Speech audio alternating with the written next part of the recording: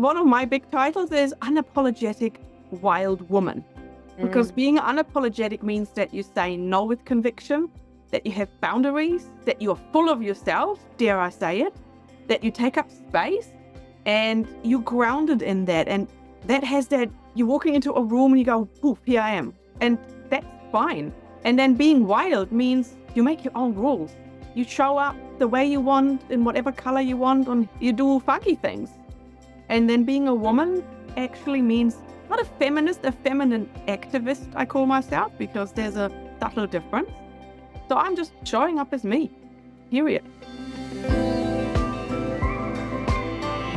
Welcome to Elevate with Marissa. Unleash your inner magic and transform your life. Join me on a journey of inspiration, empowerment, and reconnecting you back to your true self. Discover your infinite potential and power to create and live the life of your dreams. Enjoy the show and elevate your mind, body, and soul to a higher level. And today I'm so excited to be joined by Tina. Tina K Kailea is a feminine embodiment coach, best-selling author, book mentor, and speaker. She's a sacred circle facilitator, an unapologetic wild woman and rebel, fiercely devoted to helping female leaders break free from their limiting beliefs, reclaim their voice, and escape the not good enough loop that holds them back. Tina specialises in supporting women to overcome subconscious conditioning, gain self-confidence, and be more assertive, empowering them to take up space and make a more significant impact in their lives and businesses. She creates a safe space for women to explore and redefine womanhood, encouraging a deeper embodiment of femininity and soul's purpose. Drawing on her decade of experience in publishing, Tina is an author herself, guides women to birth their personal stories into best-selling books as an extension of their brand. Her passion is to inspire women to be bold and reignite their zest for life on their own terms, in alignment with their values. As the founder and CEO of Frempreneur Pathfinder, Tina is on a mission to inspire women to sign their own permission slips, confidently ask for what they truly desire, say no without hesitation, and embrace prioritizing themselves without guilt.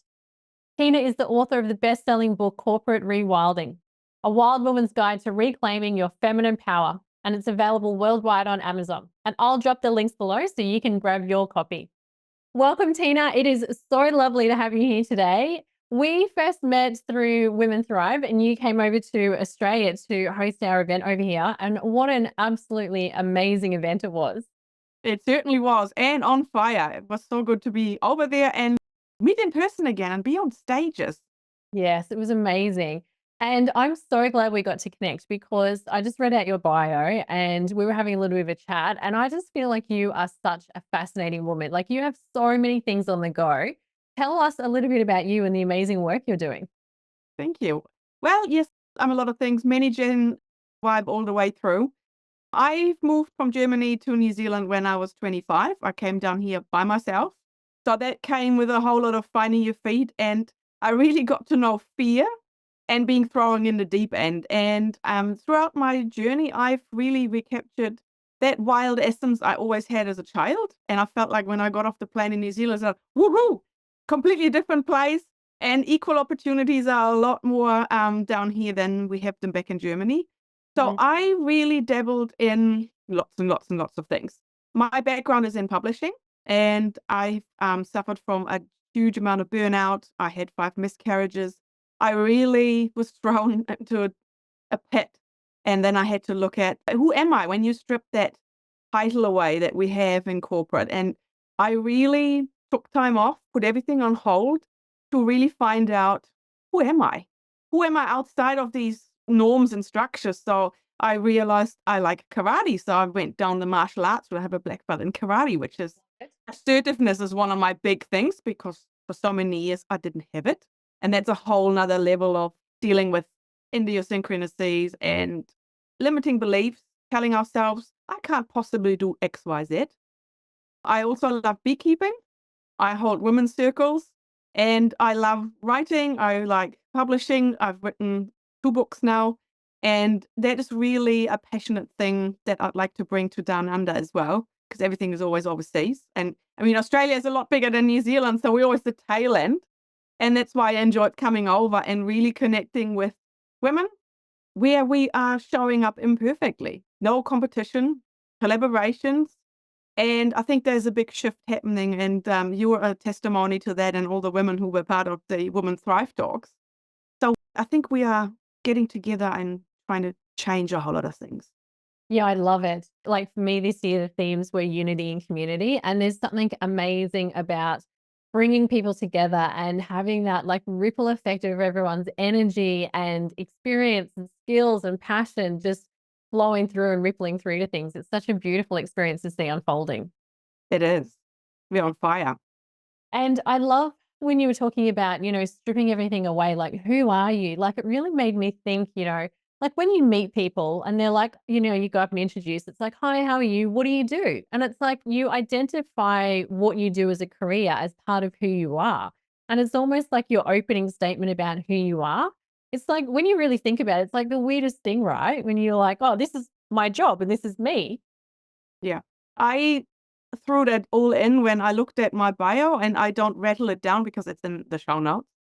I really want people to feel who I am, what I do, and really have that fun as well, because there's nothing worse than having a podcast where everything feels like it's read to a script and you never know what juicy questions come out. I like that. Yeah. And one of my big titles is Unapologetic Wild Woman, because Mm. being unapologetic means that you say no with conviction, that you have boundaries, that you're full of yourself, dare I say it, that you take up space and you're grounded in that. And that has that, you're walking into a room and you go, poof, here I am. And that's fine. And then being wild means you make your own rules. You show up the way you want, in whatever color you want, and you do funky things. And then being a woman actually means not a feminist, a feminine activist, I call myself, because there's a subtle difference. So I'm just showing up as me, period. I love that. And I think, the term like wild woman, I mean, it's definitely being used a lot more recently. I guess most of the audience would know and have an understanding. But if somebody was to hear that term for the first time, what would it mean? Like, how could you explain that way of being, I guess? Because it's a way of living, right? It's not just like a term, it's like actually like embodying a state, isn't it? Yes, it is. And I look at it as a state of mind, not so much the actions, because it is a conviction we hold inside ourselves. I Mm. think giving yourself the permission to be who you are is step number one. And whatever you've had as conditioning from your peers, your family, wherever you grew up, really coming to, okay, I'm doing me, but also doing it like you mean it. I hear you on the being overdone. It's not running off to a festival and having mandala tattoos and running around in boho pants.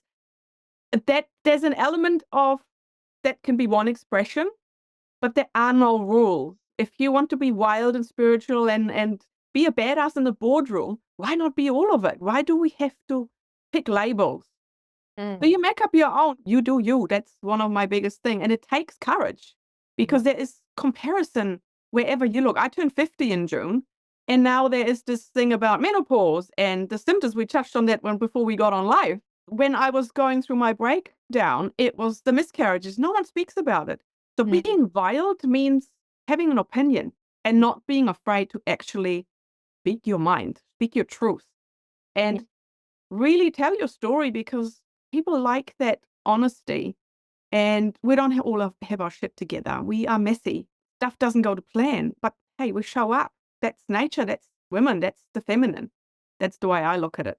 Yeah, and I love that more people are starting to embrace this like authenticity and just showing up as you, how you are, but like not in a like a dirty, messy way, in like an authentic, messy way, as in, some days you look polished and you put together, and then some days you don't want to be put together and you want to wear your tracksuit pants, but it's okay because you're still you and you're, I think it's more like owning parts of you, right? Like Yeah. owning who you are completely, like sitting in with like your shadow aspects and your light aspects, like owning all elements of you, right?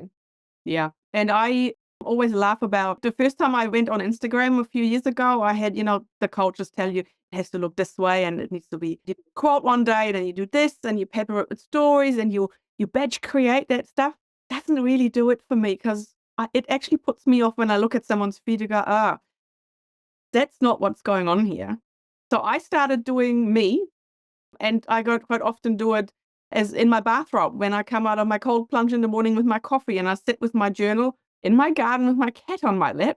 So that became such a habit because I'm in that really cool intention setting morning ritual space. Yeah. And people go, oh, you haven't done a bathrobe musing for a while. So that became authentically me, the way I show up on socials. So like I'm sitting in the morning without makeup in my bathrobe with my hair in a towel. And it's fine if that's how you operate, because one of the first things I tell women to find space and stillness is have a morning routine and really have some stillness, whether it's breath work, meditation, and you would know that with the work you do.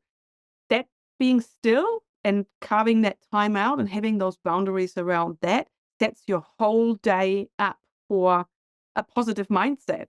Mm. And if I don't actually live that and show that's what I do every day, then I would feel like a bit of a hypocrite. Yes, but do you even find as well, like, I mean, I tell my clients to do daily rituals and, add all of these things in. But for me, it's even like this month has not been great for me. I'll be the first one to admit that I have not had my daily rituals every day, but it's really affected me. Like, I feel like having a solid daily ritual is an intentional way of living in terms of like every action that I take is intentionally aligned to living the best life that I can live and like all working towards my goals that I want to achieve in life, right? And it's like I hate using the word self-care because I feel like it's just fluffy and not quite right, but it's like self-maintenance, right? It's like having these intentions and these daily rituals is what keeps my energy at a certain level. When my energy is at a certain level, I'm operating at a certain level, I'm showing up differently, like I'm feeling like a better version of myself. And it's like you notice that when you don't have it in your life, Yeah. how much it impacts you if you don't do it. Yeah. And I'm the same. I don't have the time to do it for half an hour every day. Yeah. But even sometimes it's as much as you run to the shower in the morning. I do that outside, even in winter when the cold is. But then at least I look at the moon and I go, have a little bit of a shimmy. That sometimes is all there is, but I've noticed the moon. I've enjoyed the cold water. Sometimes it's longer, sometimes it's not. Again, no rules. And this is that unapologetic, you know what, world? You can throw anything at me, but I hold my back, my own. And then no one can really rattle you to the point that you might have been rattled in your previous reincarnation of yourself when you look at all the phases in life we go through. And I think anyone who goes into a soul led business like you and I, we come to a point where we've been on the other side of the fire and we walked through it. So we actually know what could happen if we don't keep some of those things that helped us get through the hard times and really maintain that. I think we have a different way of looking at it. Wouldn't you think? Yeah, absolutely. And I mean, I was even saying today, like I also went through burnout as well. And I'd been in high stress job after high stress job for many, many years in a female orientated industry, but I was completely in my masculine for many years.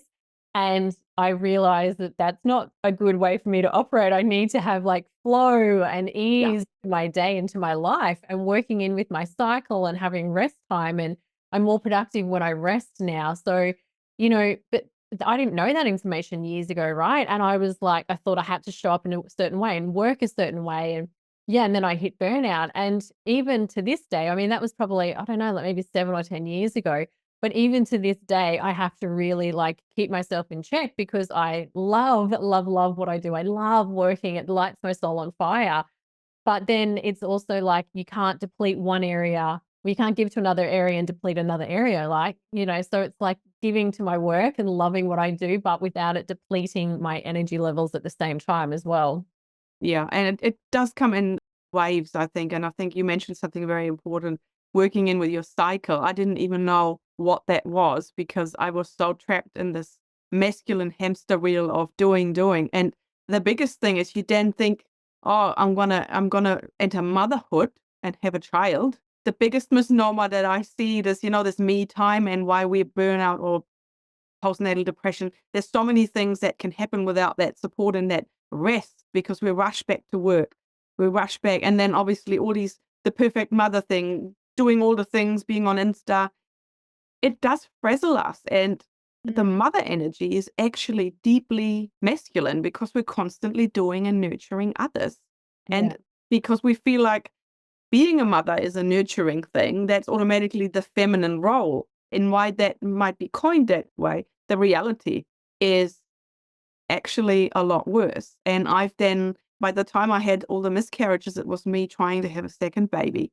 So I had high flying job with travel, with overtime in publishing and media. I had a 3 months old.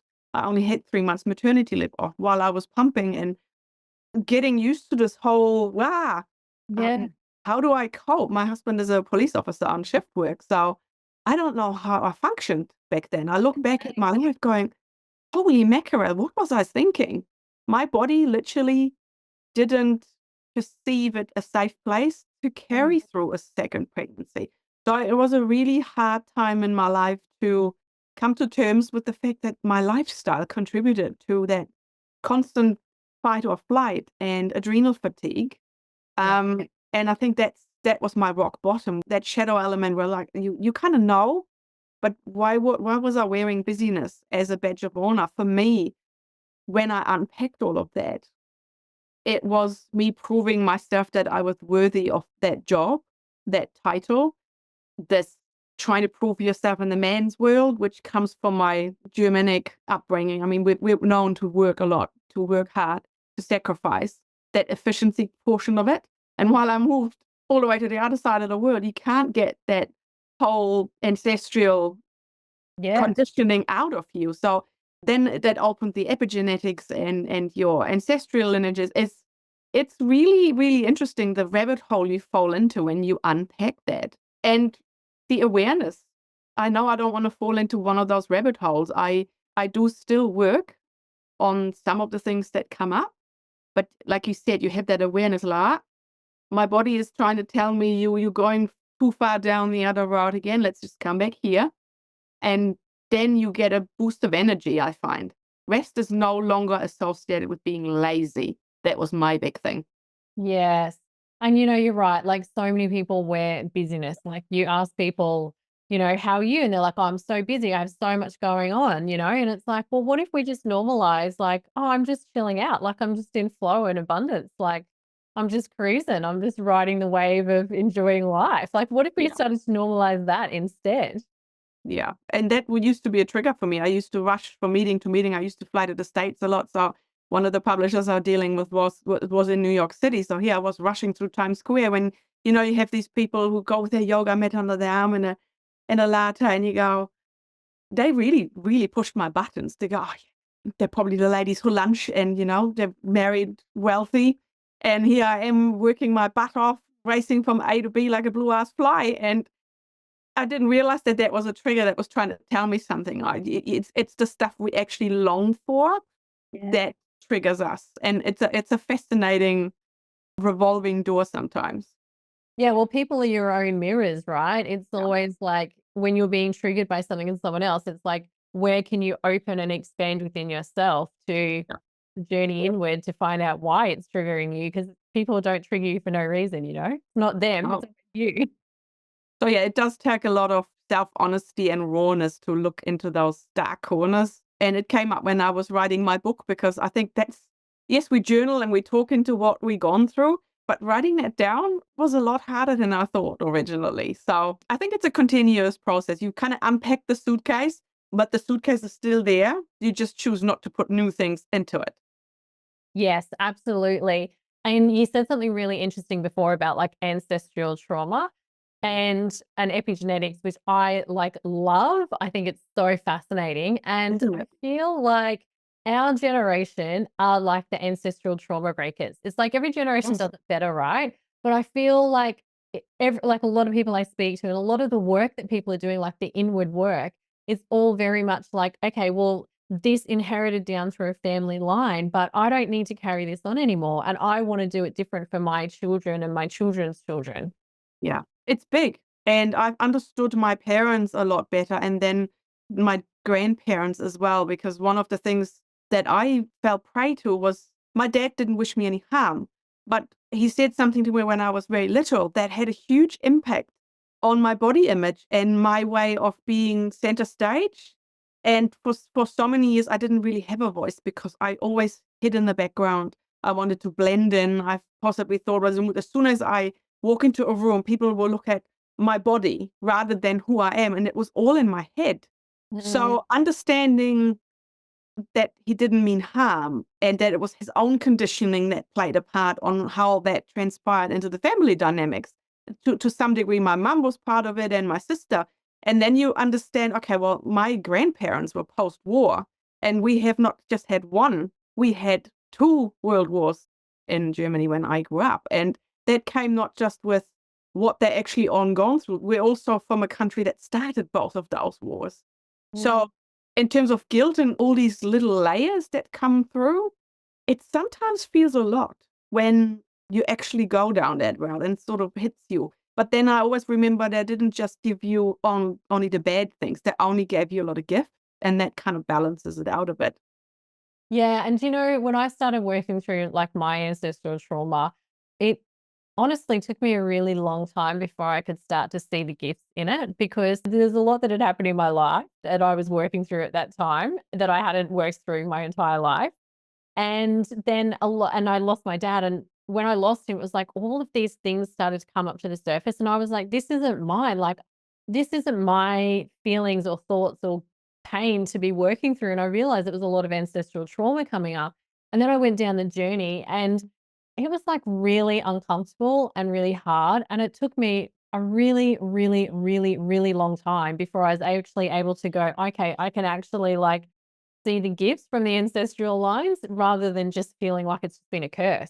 Like, it was a really hard journey.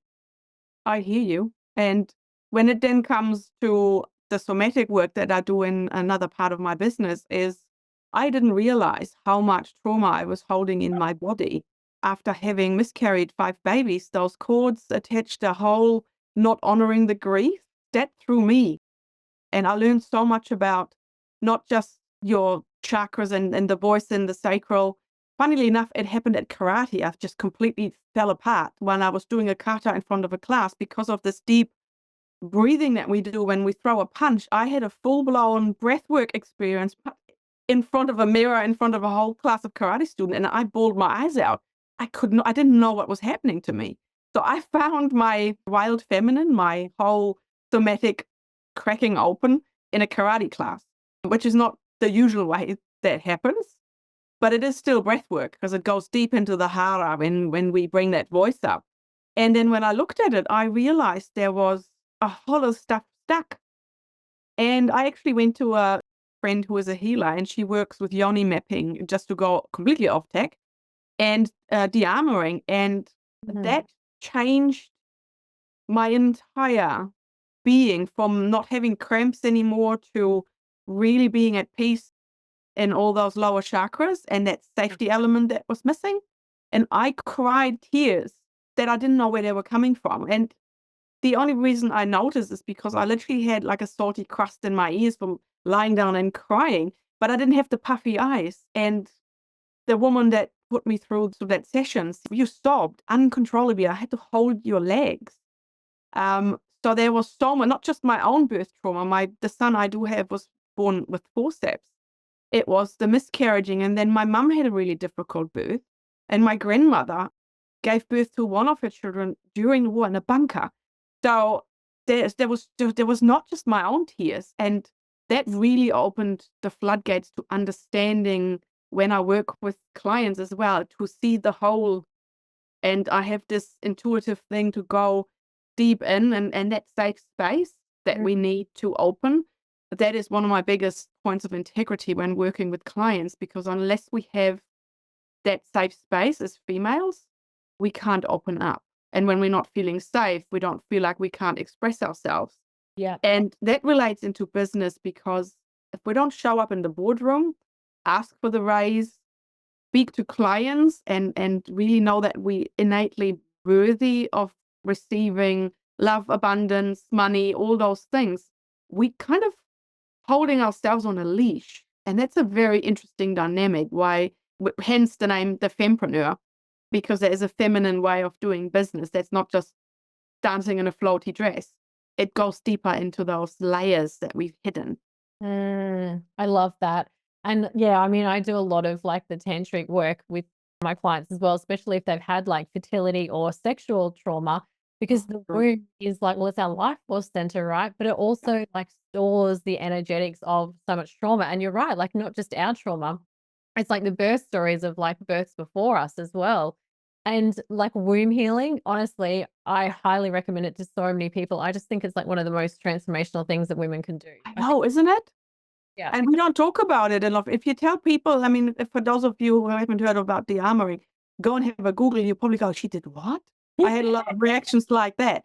And Yeah. it's not a clinical thing, and it is a journey. You don't just look that up and go from never having done any Yeah. tantric work or yoga chakra work or breath work, and you go straight to that. But it is really the ultimate frontier to see what lurks underneath. And I think that's that whole area in our center, as you said, it's the center of creation, but it's also the most shamed, misunderstood, and disempowered part. And this is again one of the things I work with is the witch wound and the sister wound, Mm, because that is, I think, what I touched on very early on. It's shifting. We're no longer elbowing our way out, and I think we're having more and more honest feminine entrepreneur spaces and also spiritual place. We're not entering the room go, "Oh, what's in it for me?" You know, these old cringy networking sessions we all had 10, 15 years ago where you go, she could be my competition. And, you know, that old energy, luckily, I feel it's changing. And I mean, Woman Thrive is the perfect example, is why I love the place so much, because it is, you can feel it's honest connection. It's not made up for the glory. It's yeah. actually real stuff. Oh, it's beautiful. It's like one of the most amazing communities. I've been fortunate to be a part of a few communities that have been great, but there is something magical about that community. And yeah, there's so many like-minded people that come together and everybody, yeah, we're celebrating each other's successes and wanting to help each other to rise as well. It's so beautiful. And yeah, you're right. Like I think that witch wound, like it definitely was a big thing for a long time. And it's so interesting to see, like, you know, I guess things change throughout history. I mean, like back in the day, witches were burned at the stake, right? For like whatever, for being intuitive or for just, you know, Being being healers. hormonal. Yeah, like, Yeah, yeah, you're right. right.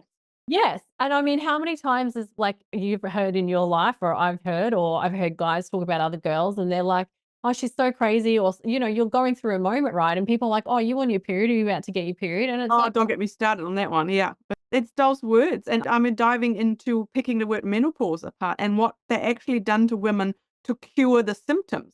Like it was hysterectomy done in the 1700s. Asylum.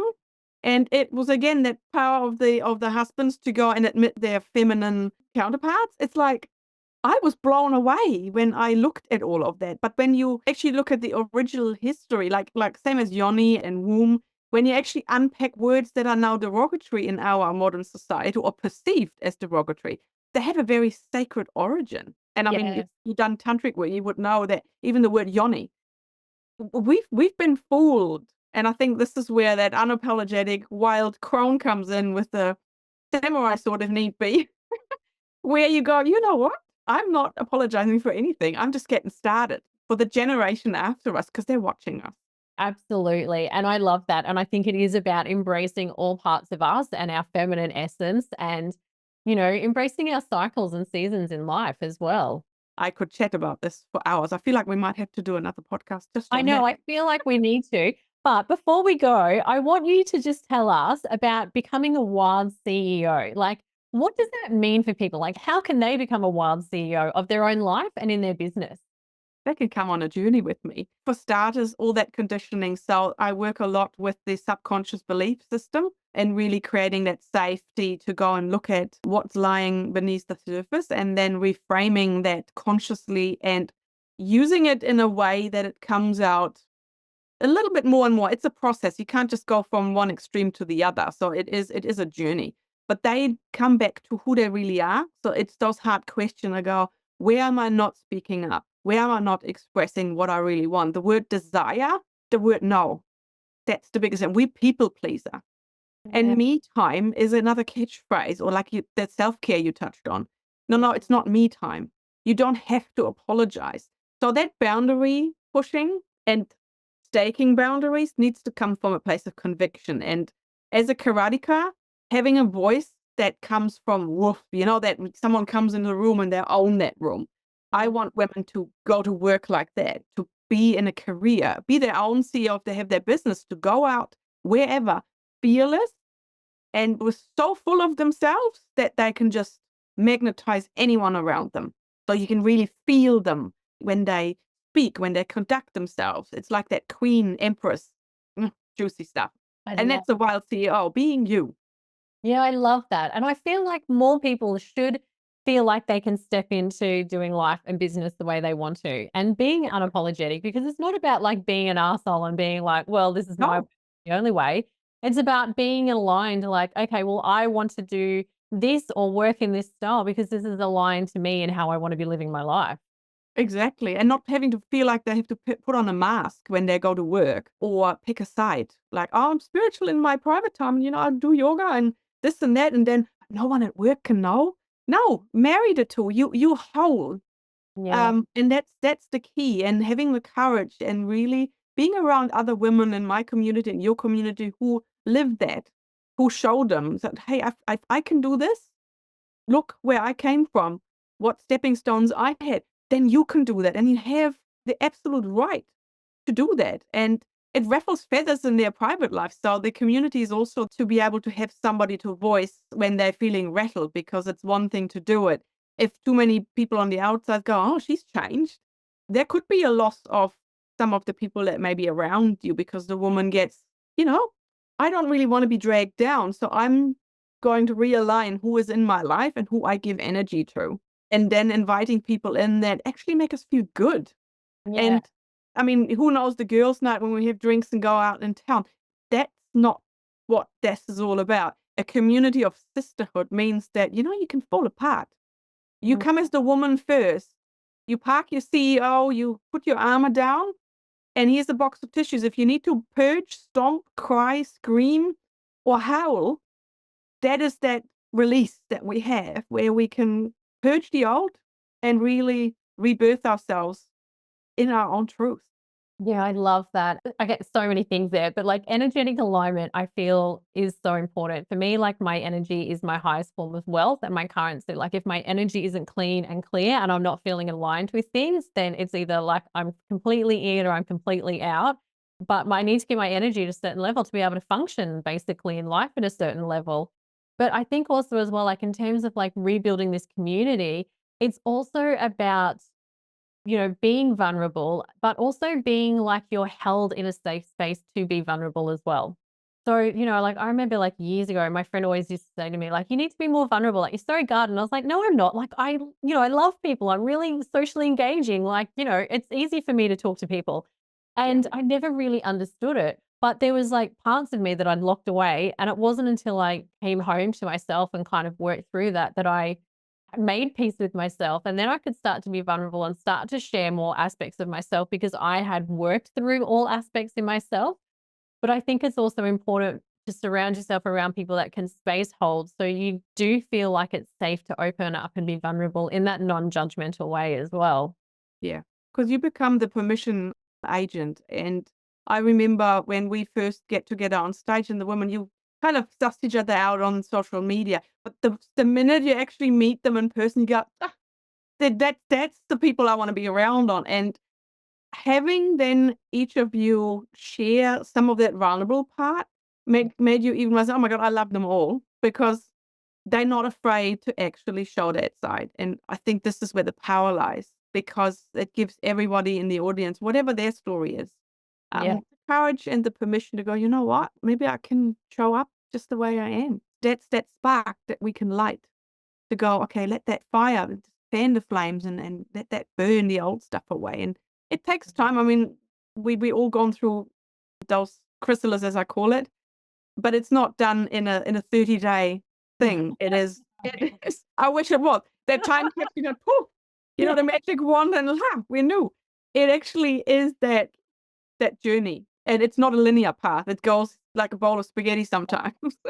Yeah, absolutely. I totally relate to that. Healing It's is okay. a journey. And there is no quick fix either. It's like you can't go and do like one therapy modality or No, one healing session and then you're like, oh, it's fixed. It's like, no, it's like a combination of many things over a period of time. a lot of little ego death in the process.